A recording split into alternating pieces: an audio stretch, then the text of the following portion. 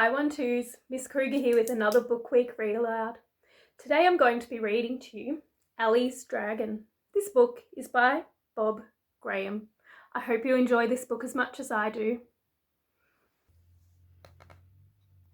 When Ali was quite young, she found a newborn dragon with its eyes not yet open. It crawled across an egg box. It was pale and luminous with shifting rainbow colours like oil on water. Its little claws tickled in the palm of her hand. It was quite the sweetest thing she had ever seen. She called him Scratch. At home, she made him a bed. Scratch opened his eyes, black as charcoal. His tiny wings shivered.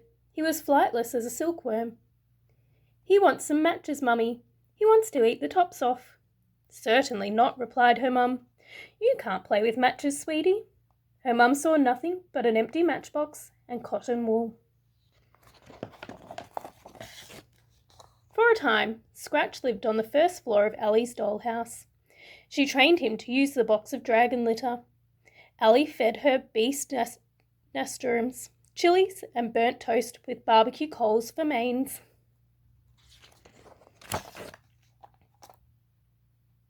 Ali grew a little and went to nursery.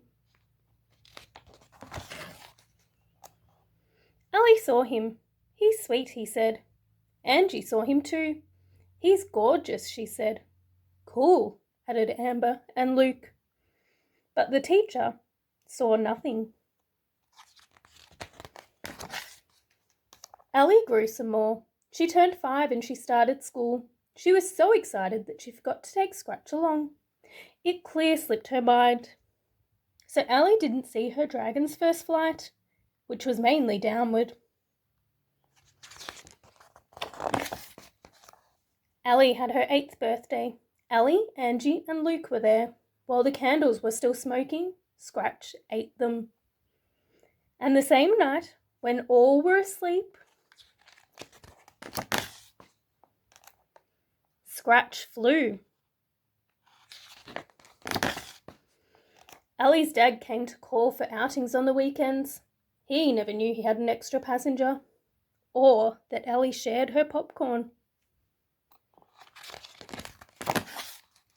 2 years later, on Ali's 10th birthday, Angie, Luke and Ali came for a sleepover.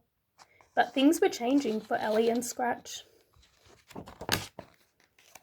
Ali still loved her dragon, but Scratch had way outgrown the dollhouse. So had she.